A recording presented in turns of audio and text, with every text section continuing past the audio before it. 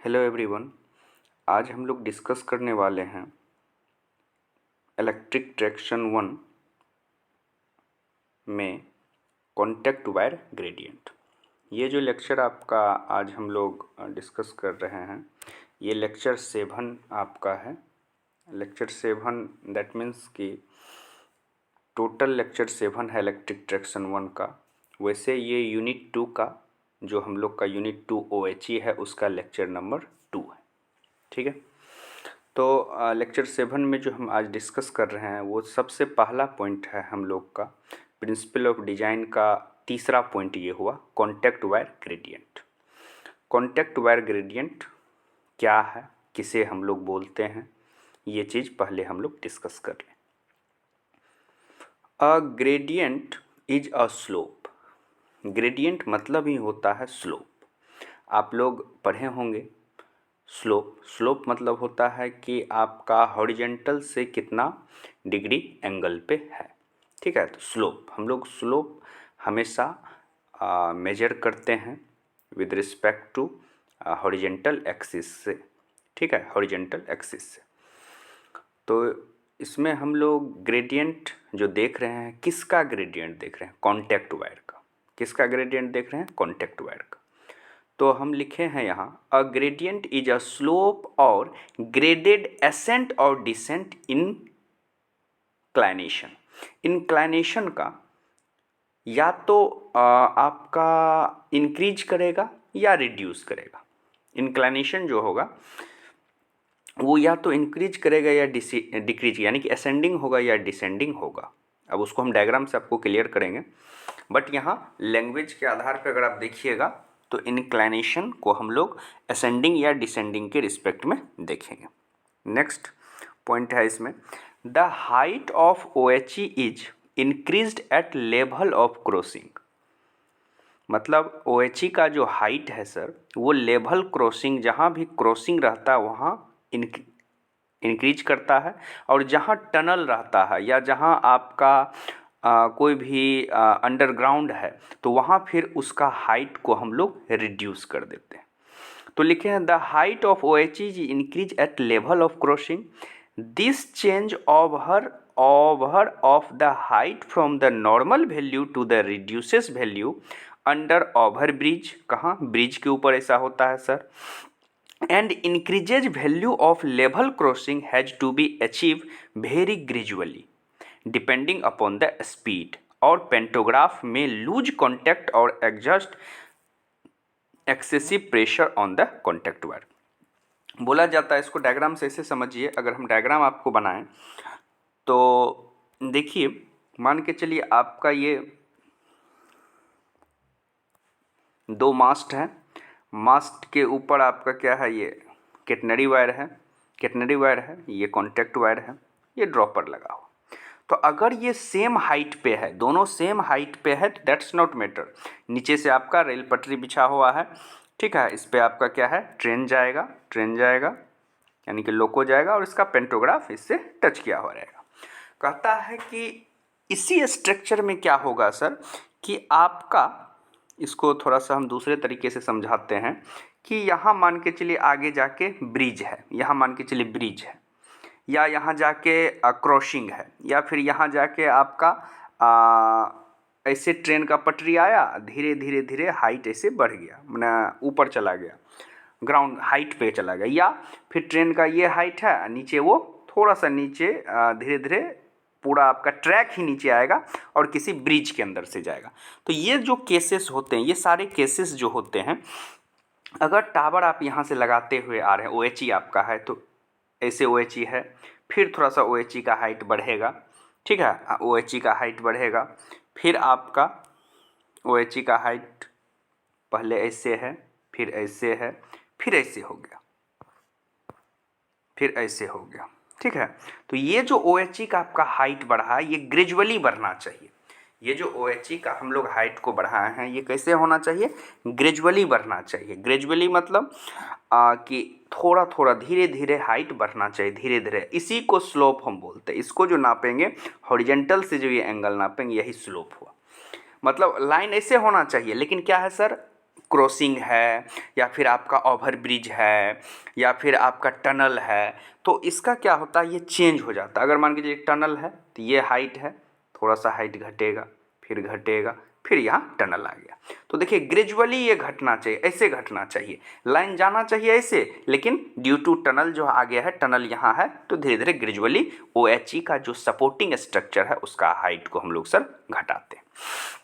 तो कहता है कि कॉन्टैक्ट वायर ग्रेडियंट मतलब क्या हुआ, यहाँ कॉन्टैक्ट वायर ग्रेडियंट मतलब क्या हुआ कि ये जो हाइट आपका घटा सर, ये जो आपका घटा, तो इसमें जो हम लोग कैटनरी वायर तो ऐसे ही लगाएंगे, बट कॉन्टैक्ट वायर जो हम लोग स्लोपिंग जो करेंगे ऐसे से धीरे धीरे उसको नीचे करेंगे, ऐसे करेंगे, इन्हें कि एकाएक ऐसे नहीं कर देंगे। कॉन्टैक्ट वायर को कभी भी इस तरह नहीं करेंगे। हमेशा कैसे कॉन्टैक्ट वायर को रखेंगे सर, कैटनरी वायर तो ऐसे लटका हुआ रहेगा, मान के चलिए 3 इस टाइप से है, तो आपका कैटनरी वायर ये हो गया। कॉन्टैक्ट वायर को ऐसे करेंगे सर, ऐसे ऐसे धीरे धीरे आएगा ऐसे।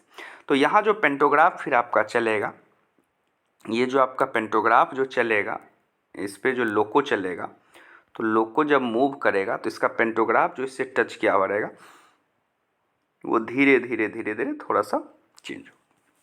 अगर एकाएक चेंज हो गया सर, तो ये जो पेंटोग्राफ इससे टच किया है उसका कनेक्शन लूज हो जाएगा। हो सकता है मे बी स्पार्क बना दे, या मे बी टच ही ना करे, तीनों केस हो सकता है। तो इसलिए हम लोग हमेशा कॉन्टैक्ट वायर ग्रेडियंट को फिक्स रखते हैं, वो भी हाइट पे डिपेंड करता है। ये जो हम लोग का OHE है, ये OHE का मास्ट है, मास्ट मतलब पोल है, इसके हाइट पे डिपेंड करता है कि कितना ज़्यादा हम चेंज करते आ रहे हैं, या कितना असेंडिंग ऑर्डर में है, या कितना डिसेंडिंग ऑर्डर में, या तो इस तरह से बढ़ता हुआ होगा या इस तरह से घटता हुआ, असेंडिंग या डिसेंडिंग ऑर्डर होगा। और उसके हिसाब से फिर हम स्लोप देते हैं, और स्लोप के हिसाब से आपका स्पीड भी ट्रेन का ट्रैक पे रहेगा उतना ही, और हम लोग का प्रॉपर कांटेक्ट भी बनेगा कॉन्टैक्ट वायर से पेंटोग्राफ का। तो कॉन्टैक्ट वायर ग्रेडियंट बहुत ही इम्पोर्टेंट कंसेप्ट है पेंटोग्राफ का कॉन्टैक्ट वायर से टच करने का। कहाँ, जहाँ आपका टनल हो, जहाँ ओवर ब्रिज हो, जहाँ क्रॉसिंग हो, क्रॉस ओवर लाइन गुजरा हो, तो वहाँ आप इस चीज़ को बहुत ही माइन्यूट लेवल पे स्टडी करते हैं और अरेंज करते हैं। ठीक है। इस चीज़ को हम यहाँ लिखे हैं आपका कि मैक्सिमम परमिसेबल स्लोप। अब इसका भी डाटा है, अपने मन से हम लोग इसको स्लोपिंग नहीं घटा सकते हैं, नहीं बढ़ा सकते हैं। तो मैक्सिमम परमिसेबल स्लोप जो है 3 मीटर 3 mm पर मीटर जो हम लोग अलाउ करते हैं, मैक्सिमम परमिसिबल स्लोप है 3 मिलीमीटर पर मीटर अलाउ करते हैं। किस केस में सर, जब आपका ट्रेन का स्पीड 100 किलोमीटर पर आवर हो, मोर देन 100 किलोमीटर, यानी 100 से ज़्यादा स्पीड से अगर ट्रेन गुजरता है उस ट्रैक पर से, और ट्रेन का पेंटोग्राफ कॉन्टैक्ट वायर से सटा हुआ रहेगा सर, तो मैक्सिमम स्लोप जो देंगे 3 mm पर मीटर ही देंगे, उससे ज़्यादा स्लोप नहीं दे सकते। ठीक है सर। और अगर ट्रेन का speed less than 100 kilometre per hour है, तो मैक्सिमम स्लोप जो देंगे 4 मिलीमीटर पर मीटर देंगे, इससे ज़्यादा हम लोग अलाउ नहीं कर सकते। ठीक है। तो ये हम लोग का किस चीज़ पे डिपेंड करता है सर, स्लोप पे डिपेंड करता है कि मैक्सिमम परमिसिबल स्लोप स्पीड के वेरिएशन के आधार पे देंगे। तो आप यहाँ क्या सीखे, कॉन्टैक्ट वायर ग्रेडियंट। ग्रेडियंट मतलब होता ही स्लोप। किसका स्लोप, कॉन्टैक्ट वायर का स्लोप। क्यों, क्योंकि हम लोग का अगर सेम सरफेस है, अगर सरफेस सेम है तो बहुत ज़्यादा दिक्कत नहीं है। सरफेस अगर सेम है तो बहुत ज़्यादा दिक्कत नहीं है। सरफेस अगर सेम है सर, सरफेस अगर सेम है तो बहुत ज़्यादा दिक्कत नहीं है, कोई दिक्कत नहीं है, ऐसे आपका चलेगा। लेकिन due to tunnel, due to over bridge, ये हम लोग का सेम नहीं होता। या तो ये डिसेंडिंग ऑर्डर में होगा सर, इस टाइप से होगा, ये कैटनरी वायर हो गया, तो कॉन्टैक्ट वायर ऐसे ऐसे धीरे धीरे ये नीचे की तरफ जाएगा। या फिर असेंडिंग ऑर्डर में होगा, या तो असेंडिंग ऑर्डर में होगा, तो असेंडिंग ऑर्डर हो या डिसेंडिंग। कैटनरी वायर तो ऐसे ही लटका देंगे बस, कॉन्टैक्ट वायर ऐसे ऐसे धीरे धीरे ऊपर जाएगा। तो ये दोनों चीज़ में हम लोग स्लोप को बहुत ही अच्छे लेवल से मैनेज करते हैं। अगर आप इसको नहीं मैनेज कर पाइएगा, नहीं उस टाइप से अरेंज कर पाइएगा, तो फाइनली आपको क्या दिक्कत होगा? दिक्कत ये होगा कि आपका जो पेंटोग्राफ जो इसको टच करेगा, पेंटोग्राफ जो आपका इसको टच करेगा, पेंटोग्राफ जो आपका ये जो कॉन्टैक्ट वायर है इसको जो टच करेगा, पेंटोग्राफ जो इसको टच करेगा वो प्रॉपर नहीं कर पाएगा, वो प्रॉपर नहीं कर पाएगा। और फिर क्या होगा? स्पार्क बनेगा, स्पार्क बन जाएगा। हो सकता है कि ज़्यादा स्पीड में है तो आप क्या कीजिएगा, पूरा खींचते हुए भी कॉन्टैक्ट वायर को चले जा सकते हैं, या फिर कॉन्टैक्ट ही नहीं बनेगा, इससे आपका चिपकेगा ही नहीं, यहाँ चिपकेगा यहाँ छोड़ देगा, फिर यहाँ चिपकेगा यहाँ छोड़ देगा, इस टाइप से हो जाएगा। तो ये कंसेप्ट था about the contact wire gradient. ये किसका है? ये सारा principal of design of OHE का ही कंसेप्ट है। तो ये तीसरा पॉइंट था। नेक्स्ट इससे आगे अगर देखिएगा, नेक्स्ट पॉइंट है आपका इनकम्ब्रेंसेस। नेक्स्ट पॉइंट क्या है? इनकम्ब्रेंसेस। इनकम्ब्रेंसेस किसको बोलते हैं sir? What do mean by encumbrances? तो देखिए इसको हम आपको डायग्राम से समझाते हैं, 1 मिनट में आपको समझ में आ जाएगा किसको बोलते हैं इनकम्ब्रेंसेस। देखिए आपका ये क्या है सर? मास्ट है, पोल है, पोल पे ये क्या लगा हुआ है सर? कैटनरी वायर है सर, कैटनरी वायर। ये क्या है सर? कॉन्टैक्ट वायर है, कॉन्टैक्ट वायर कैटनरी वायर से कैसे है? ड्रॉपर से लगा हुआ है सर, ड्रॉपर के हेल्प से। अब कहता है कि ये जो पॉइंट है यहाँ और ये पॉइंट, ये मैक्सिमम इसका पॉइंट हुआ किसका? कैटनरी वायर का। ये कॉन्टैक्ट वायर का हुआ। तो कैटनरी और कॉन्टैक्ट वायर के जो बीच की दूरी है, कहाँ? मास्ट के पास, पोल पे जो देखिए ये दोनों के बीच की जो मैक्सिमम दूरी है, दैट इज कॉल्ड इनकम्ब्रेंसेस। या बोलिएगा आप एक्सियल लेंथ। एक्सियल मतलब कौन सा एक्सिस पे है? वाई एक्सिस पे है, ठीक है, वाई एक्सिस का ये है। तो axial length between contact wire and catenary wire is called encumbrances. ये कितना होता है? ये डाटा याद रखिएगा, ऑब्जेक्टिव पूछता 1.4 मीटर। मैक्सिमम कितना होता है? 1.4 मीटर। तो ये डायग्राम से अगर आप समझ लिए तो भाषा भी आप आसानी से समझ जाएंगे। देखिए भाषा क्या लिखे हैं? The axial distance between the catenary wire and the contact wire is called the encumbrances. This is maintain 1.4 meter. This is maintain 1.4 meter except at turn overlaps and overline structure. Overline structure का जहाँ turn होता है, यानी कि जहाँ line turn लेता है वहाँ छोड़ के हर एक जगह जो होता है कॉन्टैक्ट वायर और कैटनरी वायर का मैक्सिमम जो एक्सियल डिस्टेंस होता है वो 1.4 मीटर होता है। इसी को हम लोग इनकम्ब्रेंसेस बोलते हैं और इसको हम लोग मेंटेन करते हैं। ऐसा बात नहीं कि सिर्फ डाटा है ये, इसको हम लोग प्रैक्टिकली मेंटेन करते हैं जब OHE को डिजाइन करते हैं तब। ये हो गया आपका चौथा पॉइंट। नेक्स्ट पॉइंट है हम लोग का प्रिंसिपल ऑफ डिजाइन का। नेक्स्ट पॉइंट है जो इम्पोर्टेंट पॉइंट है, बहुत ही इंपॉर्टेंट पॉइंट है, स्पैन लेंथ। स्पैन लेंथ क्या है? नेक्स्ट इंपॉर्टेंट पॉइंट हम लोग का स्पैन लेंथ। तो ये है हेडिंग स्पैन लेंथ। किसको बोलते हैं स्पैन लेंथ? तो डायग्राम से समझिए, सारा चीज़ को अगर डायग्राम से आप समझिएगा तो बहुत ही आसान रहेगा आपको। ये देखिए सर मास्ट है मेरा, ये दोनों मास्ट है, मतलब पोल है, OHE का पोल जिसको बोलते हैं हम लोग, पोल है सर। और फिर इस पोल पे ये क्या है सर? कैटनरी वायर है सर। और ये क्या है? कॉन्टैक्ट वायर है सर। और बीच में ड्रॉपर लगा हुआ सर। अब कहता है स्पैन लेंथ किसको बोलते हैं? ये जो आपका एक पोल यहाँ लगाए हैं आप धरती में और एक पोल यहाँ लगाए हैं, ये दोनों के बीच की जो दूरी है, ये दोनों के बीच की जो दूरी है, यहाँ से लेके यहाँ तक की जो दूरी है एक पोल से दूसरे पोल, माने एडजेसेंट, वन पोल के जस्ट बाद दूसरा पोल, यानी कि एडजेसेंट पोल के बीच की दूरी को that is called span length. दो पोल के बीच की दूरी को हम लोग स्पैन लेंथ बोलते हैं, जो स्टैंडर्ड वैल्यू 72 मीटर होता है, 72 मीटर होता है, ठीक है।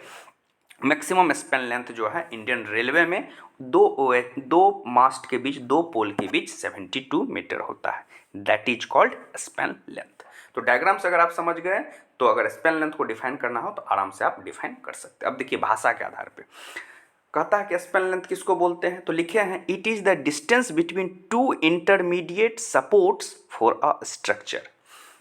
मतलब OHE में दो इंटरमीडिएट बोलिए या टू एडजेसेंट बोलिए, एक के बाद दूसरा के बीच का जो मिनिमम डिस्टेंस है that is called span length, जो मैक्सिमम डिस्टेंस है that is called span length. हम लिखे हैं maximum span length of 72 meter is adopted on straight track. Track कैसा हो, स्ट्रेट, स्ट्रेट मतलब कहीं कोई कर्व चेंज मतलब मुड़ना न है, स्ट्रेट, इस तरह से स्ट्रेट ट्रैक है। तो एक स्ट्रक्चर के बाद एक OHE पोल के बाद मास्ट के बाद दूसरा मास्ट जो लगाएंगे 72 मीटर पे लगाएंगे, 72 मीटर पे लगाएंगे सर, अगर स्ट्रेट ट्रैक है। वही ये ट्रैक ऐसे गया फिर ऐसे मुड़ गया या ऐसे मुड़ गया तो फिर डिस्टेंस घट जाता है, फिर डिस्टेंस घट जाता है, क्योंकि यहाँ से यहाँ तक फिर लगाएंगे, फिर एक पोल यहाँ से यहाँ लगाएंगे, ठीक है, तो वहाँ पोल का डिस्टेंस घट जाता है। बट अगर स्ट्रेट ट्रैक है तो मैक्सिमम 70, इसलिए ये चीज़ याद रखिएगा। अगर कोई पूछे कि किस टाइप के ट्रैक के लिए, बोलिएगा स्ट्रेट ट्रैक रहेगा तब दो पोल के बीच का दूरी हम 72 मीटर रखेंगे, दो पोल के बीच का दूरी 72 मीटर रखेंगे। एंड अब जो ये पोल का दूरी रखते हैं इस पर किस चीज़ पे डिपेंड करता है, देखिए एक पोल दो पोल, ये कैटनरी वायर ये कॉन्टैक्ट वायर, बीच में ड्रॉपर। तो कहता है ये पोल का दूरी सबसे पहले सैग पे डिपेंड करता है। कहा है कि ये तो कैटनरी वायर में तो सैग देते हैं, कोशिश करते हैं कॉन्टैक्ट वायर में सैग नहीं आए, बट इसका भी जो सैग देते हैं तो वो भी हम लोग के पोल पे डिपेंड करता है कितना सैग देंगे। तो सैग पे कैटनरी का सैग, कॉन्टैक्ट का सैग पे डिपेंड कर, कॉन्टैक्ट में तो सैग नहीं होना चाहिए, स्ट्रेट लाइन स्ट्रेट वायर होना चाहिए। दूसरा विंड प्रेशर, हवा का प्रेशर, हवा जो बहता है, क्योंकि इंडिया में तो 3-4 तरह का मौसम है, तो उसके कारण विंड प्रेशर जो होता है, विंड प्रेशर को भी झेल पाए उतना टावर का दूरी देंगे, दोनों पोल उतना ही दूरी पर लगाएंगे, नहीं ज़्यादा दूरी पर लगा दिए तो बीच से ही ये टूट जाएगा कंडक्टर या बहुत ज़्यादा सैग हो जाएगा। तो विंड प्रेशर, इसके बाद सैग बिटवीन सपोर्ट, जब कंडक्टर को लटकाएंगे तो एक स्टैंडर्ड सैग होना चाहिए, उससे ज़्यादा सैगिंग नहीं होना चाहिए, ना ही कैटनरी वायर में नहीं होना चाहिए। कॉन्टैक्ट वायर में तो हम लोग लगभग सैग नहीं रखते हैं, लेकिन कैटनरी वायर में जो सैग होता है उसका एक स्टैंडर्ड वैल्यू होता है, तो इस चीज़ को भी ध्यान रखना है। लिखे हैं कि maximum span length of 72 meter is adopt on straight track and wind pressure of 88 kg per meter square, ठीक है। Span length of 67.5 meter for wind pressure of 90। Wind pressure अगर बढ़ गया, यहाँ 88 kg पर मीटर स्क्वायर का wind pressure है तो maximum span length जो रखे हैं वो 72 मीटर। अगर विंड प्रेशर, हवा तेजी गति से चलेगा, 98 kg पर मीटर स्क्वायर का अगर विंड प्रेशर लगाएगा, 98 kg मीटर स्क्वायर का अगर विंड प्रेशर लगाएगा तो फिर हम लोग का स्पैन लेंथ घट जाएगा, 67.5 मीटर हो जाएगा, ठीक है। तो ये डाटा याद रखिएगा, सब प्रैक्टिकल डाटा है जो हम लोग यूज करते हैं। नेक्स्ट पॉइंट आता है इसी में कि on curve the span length, यानी कि जहाँ कर्व है, यानी कि मान के चलिए इस टाइप का है, यहाँ ऐसे गया लाइन और कर्व हो गया, ऐसे टावर है और यहाँ से ये तो कर्व हो गया, ऐसे लाइन चला गया, यानी कि ये भी आपका ऐसे जाकर ऐसे मुड़ जाएगा। तो जहाँ कर्व होगा वहाँ यहाँ तक स्ट्रेट लाइन, यहाँ तक एक टावर देंगे, फिर यहाँ से दूसरा पोल लगाएंगे। ये पोल मास्ट बोलते हैं, मेनली मास्ट, MAST मास्ट, एक मास्ट, ये मास्ट सपोर्टिंग स्ट्रक्चर दो, तीसरा, इस तरह से हम लोग मास्ट लगाएंगे। तो लिखे हैं on curve the span length is reduces to keep the contact wire within working width of the pantograph under maximum wind condition from current collection point, यानी कि करंट कलेक्टिंग इक्विपमेंट, यानी कि पेंटोग्राफ जो आपका current collection point से अगर देखिएगा, pantograph जो देखिएगा, और view however small span length are better, और उस केस में हम लोग क्या करेंगे, स्पैन लेंथ को घटा देंगे, यानी कि दो मास्ट जो लगाएंगे उसका दूरी घटा देंगे, जिससे प्रॉपर पेंटोग्राफ का कनेक्शन बन पाए। Reduces span. Elasticity of system is not only reduces but it becomes more uniform all along the length. This improve the current collection by the petrol. और हम लोग क्या करेंगे, तार में जो इलास्टिसिटी होता है, यानी कि हल्का फुल्का जो खिंचाव होता है, तो उसको भी हम लोग bye the use of span length से बैलेंस कर लेंगे कि बहुत ज़्यादा तार में खिंचाव, क्योंकि जहाँ मुड़ाव होगा वहाँ कंडक्टर में क्या होगा, टेंशन लगेगा, तो उसके लिए स्ट्रेच आ सकता है, तो स्ट्रेच को भी हम लोग बैलेंस करेंगे bye the use of supporting structure, क्योंकि स्ट्रेट लाइन अगर हो गया तो वैसे भी इसमें टेंशन घट जाएगा तो स्ट्रेच नहीं आएगा, तो इस चीज़ का भी हम लोग ध्यान रखेंगे। तो ये आपका किसके रिलेटेड बात था, स्पैन लेंथ से रिलेटेड बात था। नेक्स्ट जो हम लोग का पॉइंट है ये आपका 5वां पॉइंट था, स्पैन लेंथ 5वां पॉइंट। और नेक्स्ट जो हम लोग का है अब ये आपका नेक्स्ट पॉइंट आ गया, जिस पॉइंट को हम लोग क्या बोलेंगे सर, जिस पॉइंट को हम लोग बोलेंगे ये आपका प्रिंसिपल ऑफ डिजाइन में नहीं है, ये उसके बाद नेक्स्ट पॉइंट हो गया। अगर आप सिलेबस देखिएगा, हम आपका सिलेबस देख रहे हैं, तो सिलेबस में अगर देखिएगा तो सिलेबस में प्रिंसिपल ऑफ डिजाइन में पढ़ना था composition of OHE, height of contact wire gradient, encumbrances, span length. इतना चीज़ हमको principle of design of OHE में पढ़ना था।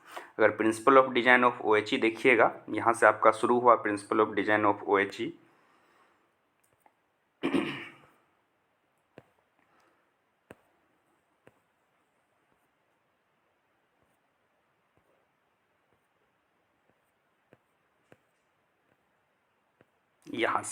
यहाँ से आपका principle of design of OHE शुरू हुआ, यहाँ से principle of design of OHE शुरू हुआ। इसमें आपको टोटल कितना पॉइंट पढ़ना है सर, अगर आपका 6 नंबर का क्वेश्चन पूछेगा write down the principal of design of OHE, तो यहाँ से आप सारा पॉइंट उसमें ऐड कीजिएगा, सारा पॉइंट उसमें ऐड कीजिएगा। Principal of design of OHE लिखिएगा, इसका पहला पॉइंट कंपोजिशन ऑफ OHE हो जाएगा, पहला पॉइंट कंपोजिशन ऑफ OHE हो जाएगा, इसके बारे में लिखिएगा। फिर दूसरा पॉइंट हो जाएगा इसमें हाइट ऑफ कॉन्टैक्ट वायर हो जाएगा। तीसरा पॉइंट हो जाएगा इसमें, तीसरा पॉइंट हो जाएगा इसका कॉन्टैक्ट वायर ग्रेडियंट, जो अभी डिस्कस किए हैं, कॉन्टैक्ट वायर ग्रेडियंट हो जाएगा। चौथा पॉइंट इसमें हो जाएगा इनकम्ब्रेंसेस के बारे में, चौथा पॉइंट इनकम्ब्रेंसेस हो जाएगा। और 5वां पॉइंट जो होगा इसमें स्पैन लेंथ होगा। तो इतना पॉइंट हम लोग principle of design of OHE में पढ़ते हैं। और ये सारा जो इरेक्शन का काम करेगा, यानी कि जो लाइन बिछाने का काम करेगा इंजीनियर, उसको इसका नॉलेज होना चाहिए, तो वो प्रॉपर अच्छे से इलेक्ट्रिफिकेशन कर पाएगा ट्रैक का। ठीक है, तो ये सारा principal of design of OHE था। नेक्स्ट जो हम लोग का हेडिंग है सिलेबस का, नेक्स्ट जो पॉइंट है हम लोग के सिलेबस का, वो है कौन सा, वो है हम लोग का ऑटोमेटिक वेट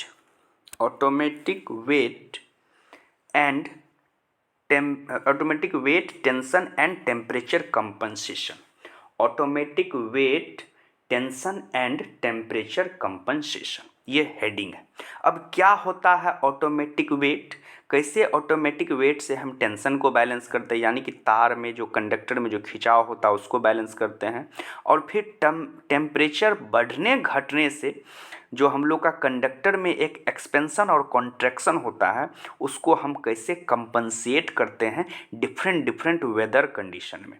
क्यों, गर्मी महीना टेम्परेचर बहुत ज़्यादा होगा तो डेफिनेटली उस टेम्परेचर के कारण जो हम लोग का कंडक्टर है उसमें एक्सपेंशन होगा। क्यों सर, एक तो टेम्परेचर बढ़ता है, दूसरा जो पेंटोग्राफ जब कॉन्टैक्ट वायर से टच करता है तो एक प्रेशर उस पर एग्जॉस्ट करता है और एक टेम्परेचर बढ़ाता है उसका। तो ये भी प्रेशर और टेम्परेचर के कारण कंडक्टर डिफॉर्म होता है, यानी कि उसका लेंथ में इंक्रीमेंट जो बहुत मिनिमम होता है आपको नहीं दिखेगा, बट अगर मेजर कीजिएगा तो ज़रूर सम इंक्रीमेंट हो जाता है, किसमें, उसके लेंथ में।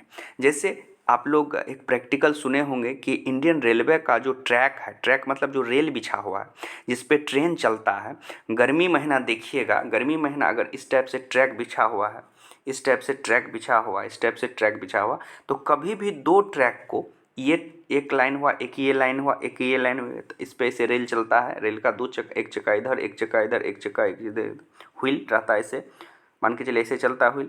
तो कभी आप नहीं देखिएगा कि ये जो बीच में गैप है इसको हम लोग पूरा सटा के दोनों पटरी को लगाते। क्यों सर, क्योंकि जब गर्मी क्या कहते हैं आपका समर आता है, जब आपका समर आता है, गर्मी का मौसम आता है, तो ड्यू टू टेम्परेचर इंक्रीज करने के कारण ये जो आयरन का या बोलिए रेल है उस पर जब ये ट्रेन गुजरता है, लोको जब गुजरता है, जब गुड्स ट्रेन गुजरते हैं, तो उसके प्रेशर से ये टेम्परेचर जो इंक्रीज रहता है ड्यू टू एटमॉस्फेरिक, ये मेटल जो है वो एक्सपेंड कर जाता है, फैलता है, उसमें एक्सपेंशन होता है। एक्सपेंशन होने से ये जो प्रेशर देता है, तो ये दोनों क्या होता है, कॉन्टैक्ट प्रॉपर इसमें जाके चिपक जाता है, ये प्रॉपर एक दूसरे से कनेक्ट हो जाता है, एक दूसरे से प्रॉपर चिपक जाता है। तो गर्मी महीना जब देखिएगा तो ये गैप लगभग नगण्य हो जाता है। कभी जब इंडियन रेलवे का ट्रैक अगर ट्रेन से सफ़र कीजिएगा तो पटरी जो रहता है, गर्मी महीना देखिएगा जब ट्रेन गुजरा हो उससे,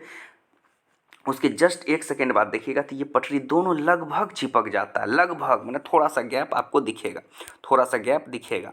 लेकिन आपका नॉर्मल डे में आपको यानी कि जाड़ा महीना में लगभग ज़्यादा गैप दिखेगा। मतलब अगर इतना गैप दिख रहा है तो जाड़ा महीना गर्मी महीना इतना ठो गैप दिखेगा, बस इतना गैप दिखेगा।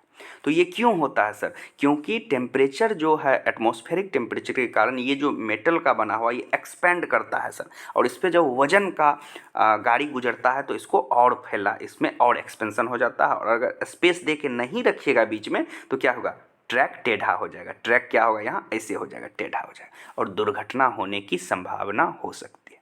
इसलिए हम लोग ट्रैक में सम गैप दे के रखते हैं दो पटरी के बीच। दो सीरीज में जो पटरी जोड़ते हैं इसको सीरीज बोल सकते हैं आप, एक पटरी फिर दूसरा पटरी, सीरीज में जो जोड़ते हैं बीच में हम सम स्पेस प्रोवाइड करते हैं। इसी वेदर कंडीशन के कारण जो एक्सपेंशन होता है उसको मैनेज करने के लिए। तो जैसे इसमें एक्सपेंशन होता, सेम अगर OHE लाइन है आपका, अगर ये OHE लाइन है, ये कैटनरी वायर है, ये कॉन्टैक्ट वायर है, बीच में ड्रॉपर लगा हुआ है, नीचे आपका ट्रैक है, इस पर आपका ट्रेन जा रहा है, इस पर आपका ट्रेन जा रहा है।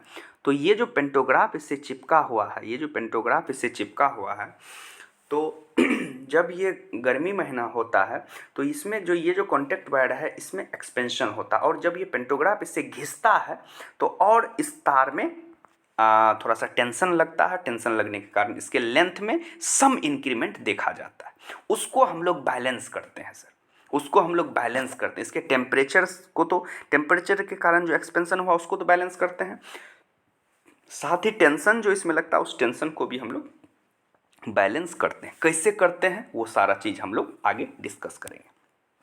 चलिए, तो सबसे पहले आप समझ गए automatic weight, tension and temperature compensation technique क्या है।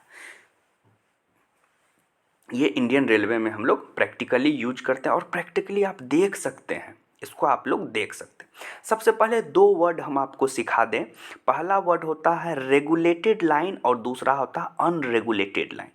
तो जितना भी हाई स्पीड ट्रैक है वो सारा ट्रैक में जो हम लोग OHE लाइन को बिछाते हैं, यानी कि ओवरहेड कंडक्टर को जो बिठाते हैं, वो हम लोग कोशिश करते हैं कि सारा रेगुलेटेड लाइन हो, यानी कि जिस लाइन के लेंथ को हम घटा बढ़ा सके ड्यू टू टेंशन को मैनेज करने के लिए या टेम्परेचर के वेरिएशन से जो उसमें एक्सपेंशन होता है उसको मैनेज करने के लिए।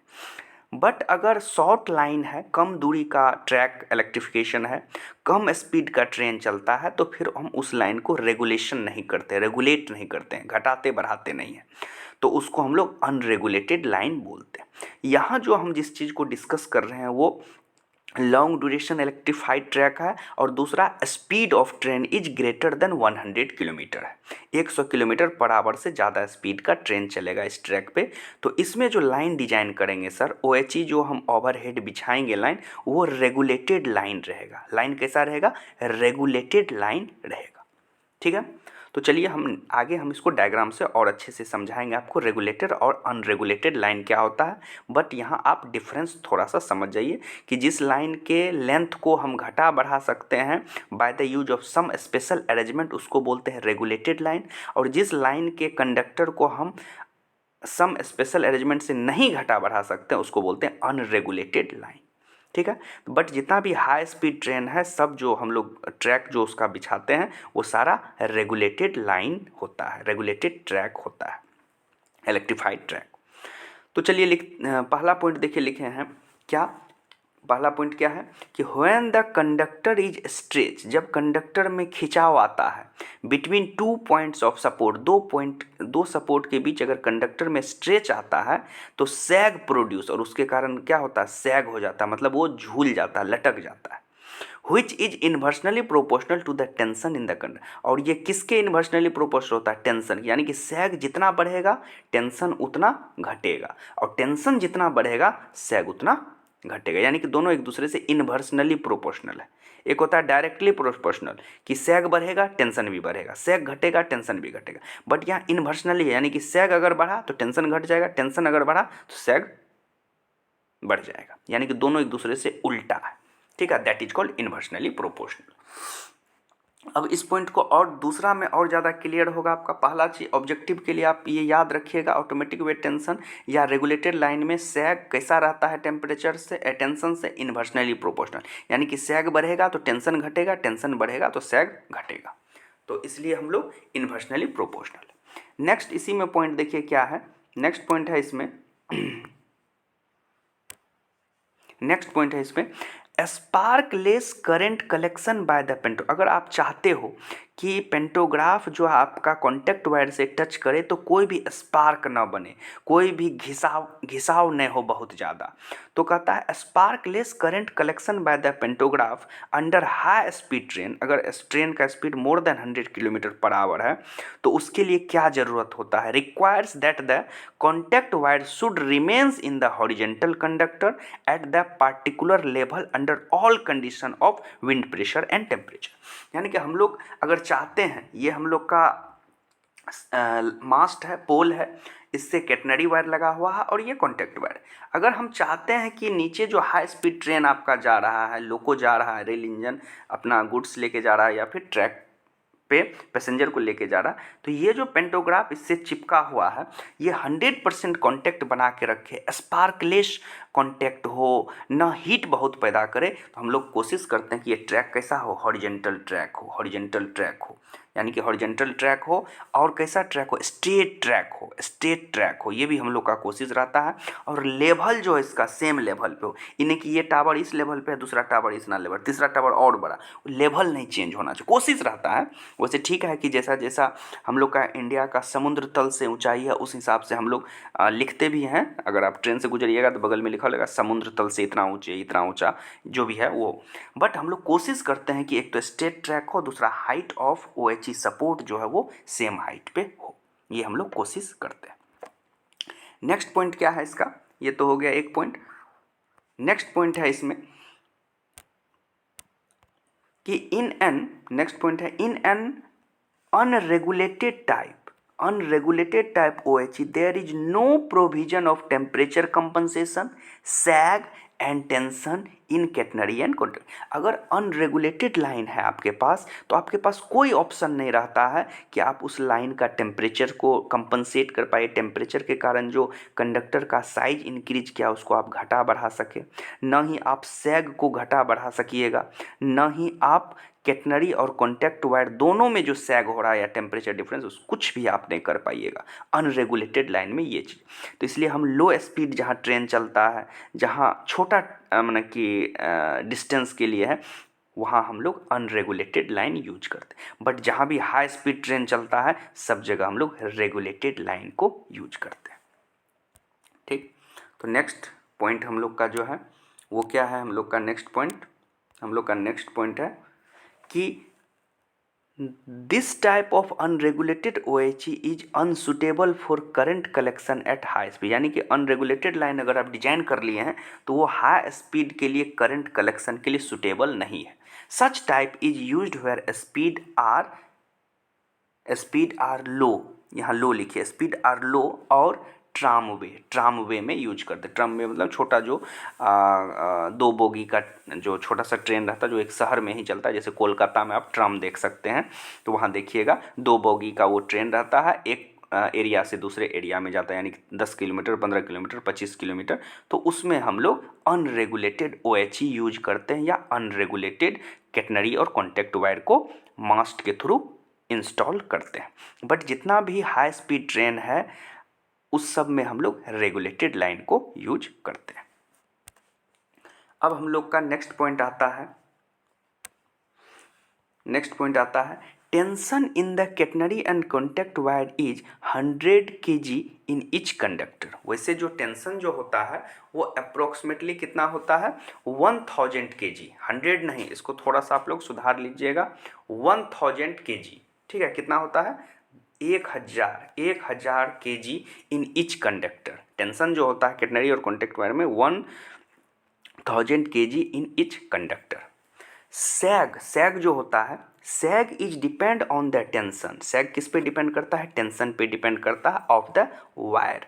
Therefore to kept contact wire in same level, अगर कॉन्टैक्ट वायर को सेम लेवल पे रखते हैं, अगर दोनों ये लेवल तो कॉन्टैक्ट वायर फिक्स रहेगा, कैटनरी वायर से रहेगा, तो सेम लेवल पे अगर आप रखते हैं, सेम लेवल पे अगर आप रखते हैं, same level under all weather condition it is necessary to keep tension in the catenary and contact wire constant under all temperature, सारे टेम्परेचर पे, चाहे गर्मी महीना हो जाड़ा महीना हो, हम लोग कोशिश करते हैं कि कैटनरी और कॉन्टैक्ट वायर का जो टेंशन हो उसमें ड्यू टू टेम्परेचर डिफरेंस के कारण वो कांस्टेंट हो। ठीक है, अगर नहीं हो पाता तो फिर रेगुलेशन को अप्लाई करते हैं, लेकिन हम लोग का कोशिश रहता है कि किसी भी वेदर कंडीशन में कॉन्टैक्ट और कैटनरी वायर में सेम टेंशन रहे और किसी भी तरह से उसके वायर में डिफॉर्मेशन नहीं हो। अगर उसमें होता है तो फिर उसको रेगुलेटेड लाइन के थ्रू हम लोग मैनेज करते हैं। नेक्स्ट हम लोग का पॉइंट है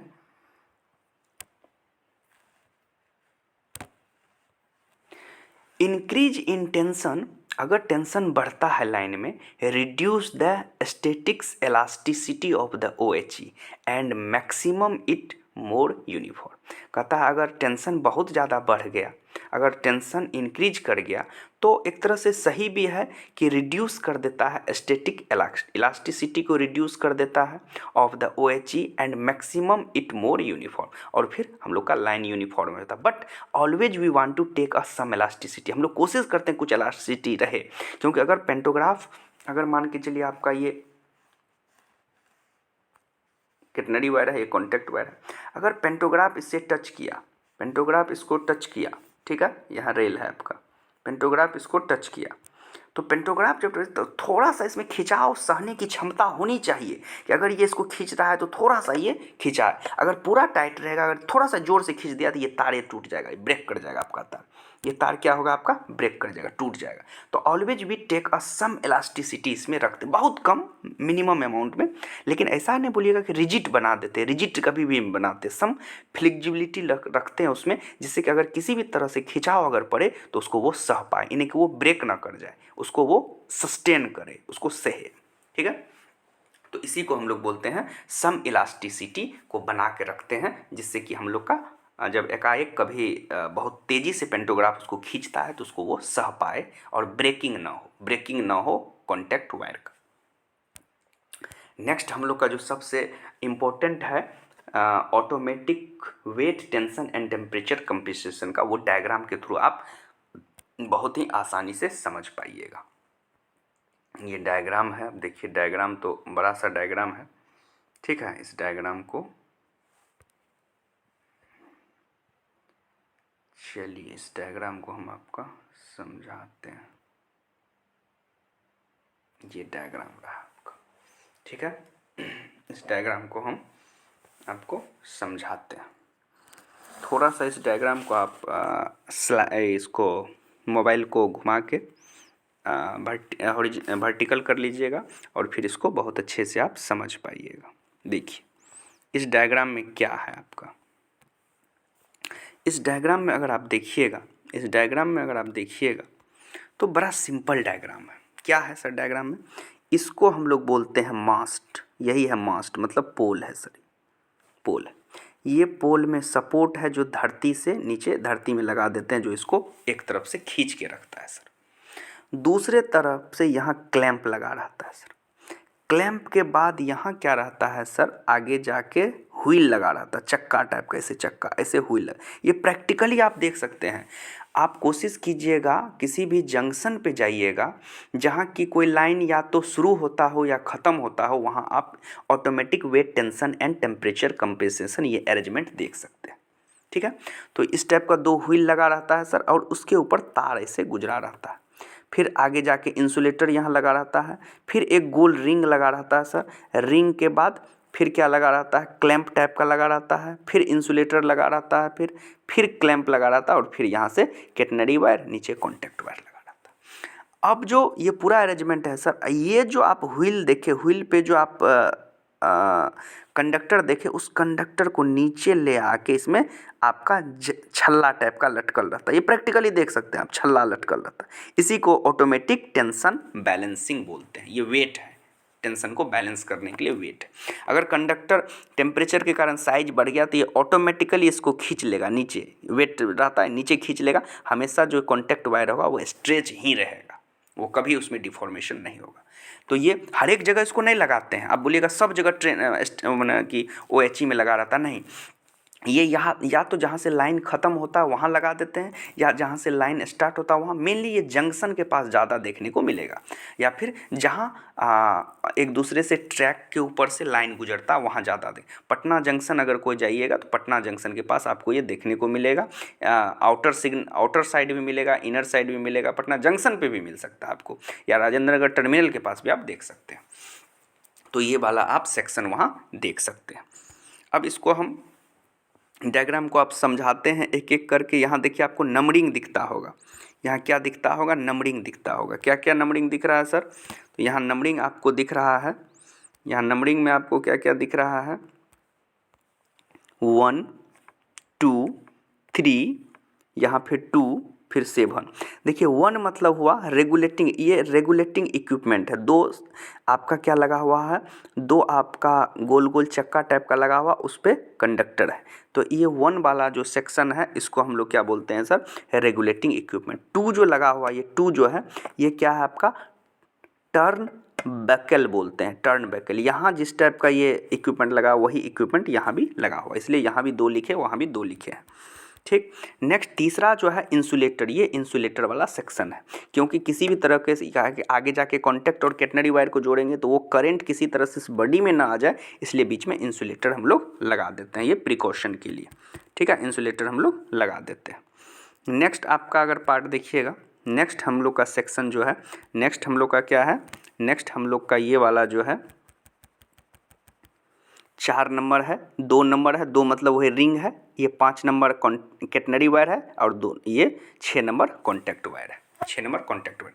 4 नंबर क्या है एक बार देख लेते हैं, 4 नंबर में क्या है। तो 4 नंबर है इक्वलाइजिंग लिंक बोलते हैं इसको। ये जो 4 नंबर है इसको हम लोग इक्वलाइजिंग लिंक बोलते हैं। इक्वल यानी कि इक्वल करता है ये लंबाई को बराबर। यहाँ से जो इधर दोनों लाइन जाता है, इसके बाद ये ऊपर कैटनरी जुड़ जाएगा, नीचे कॉन्टैक्ट जो जुड़ेगा उसको इक्वलाइज करेगा, इक्वलाइजिंग लाइन बोलते हैं उसको, इक्वलाइजिंग लाइन बोलते हैं। और ये 7 नंबर क्या है, सबसे इंपॉर्टेंट यही 7 नंबर है। इस 7 नंबर को हम लोग बोलते हैं क्या, काउंटर वेट। इस 7 नंबर को हम लोग क्या बोलते हैं, काउंटर वेट बोलते हैं। यही 7 नंबर है। इसमें आपका प्रैक्टिकली देखिएगा तो 10 12 15 छल्ला लगा रहता है, ऐसे गोल गोल गोल गोल छल्ला ऐसे ऐसे लटका रहता है। ये आपका पत्थर का भी होता है, पत्थर का भी होता है, या फिर क्या बोलिएगा मटेरियल भी रहता है, गोल गोल एल्युमिनियम रहता है, एल्युमिनियम का गोल गोल ऐसे बना रहता है, उसमें अंदर में स्टोन भरा रहता है, या फिर सीमेंट को जमा के इसके अंदर दे देते हैं, सीमेंट का जमा हुआ रहता है इसमें, और इसको फिर छल्ला को लगा देते हैं। एक 10 किलो 15 किलो का एक एक छल्ला रहता है, 10 छल्ला 12 छल्ला 15 छल्ला इसमें हम लोग लटका देते हैं। तो ये आपका डायग्राम था किसका। ये अगर डायग्राम पूछेगा, शॉर्ट नोट्स पूछता है कितना बार आपके एग्जाम में शॉर्ट नोट्स पूछता है, write the short notes about automatic weight tension and temperature compensation. इसके बारे में शॉर्ट नोट्स पूछता है आपका। ठीक है, शॉर्ट नोट्स अगर ये शॉर्ट नोट्स आपका पूछा कि automatic weight tension and temperature compensation, तो ये तो 5-7 पॉइंट जो है वो लिखिएगा ही लिखिएगा। साथ ही ये जो आपका डायग्राम है, ये डायग्राम जो है, ये डायग्राम पूरा बनाइएगा, ये वाला डायग्राम पूरा आप बना दीजिएगा। उसमें ये डायग्राम पूरा बना दीजिएगा और सारा चीज़ लिख दीजिएगा उसमें, ये सारा 7 पॉइंट लिख दीजिएगा, डायग्राम बना दीजिएगा। आपको 4 में 4 नंबर शॉर्ट आंसर क्वेश्चन में मिल जाएगा। ठीक है, तो चलिए आज हम लोग इलेक्ट्रिक ट्रैक्शन 1 का यूनिट 2 का 4-5 पॉइंट को डिस्कस किए, जिसमें हम लोग principle of design of OHE को फिनिश किए। इसके बाद automatic weight tension and temperature compensation को क्लियर की। तो आप लोग बहुत ही पेशेंस के साथ वीडियो को देखें बहुत अच्छा लगा। और इसी तरह आप लोग अगर देखेंगे समझेंगे तो डेफिनेटली आप लोग बहुत आसान से इंडियन रेलवे जो है पूरा इंडिया में जो OHE डिज़ाइन किया है, ओवरहेड इक्विपमेंट या ओवरहेड सप्लाई सिस्टम को जो हैंग कराया गया है OHE को, वो आप बहुत अच्छे से तरीके से सीख सकते हैं, समझ सकते हैं। तो इसी विश्वास के साथ नेक्स्ट जो हम लोग मिलेंगे वीडियो 8 में, तो इससे आगे का जो insulated uninsulated neutral section insulated, वो सारे पॉइंट को डिस्कस करेंगे। तो इस वीडियो को बहुत अच्छे से देखिए, अपने दोस्त वगैरह को भी बताइए, उसको भी इससे कुछ हेल्प होगा। और आप लोग को थोड़ा सा भी अगर हेल्प हो इस वीडियो से तो ज़रूर इस चैनल को लाइक और सब्सक्राइब कीजिएगा, और फिर अपने दोस्त को भी बताइएगा। तो चलिए, आप लोगों को बहुत बहुत धन्यवाद कि आपने इस वीडियो को बहुत पेशेंस के साथ देखा। और आगे जो फिर हम वीडियो 8 नंबर वीडियो जो मिलेंगे उसमें आगे की टॉपिक को डिस्कस करेंगे। तो thank you everyone for attend this class. Thank you.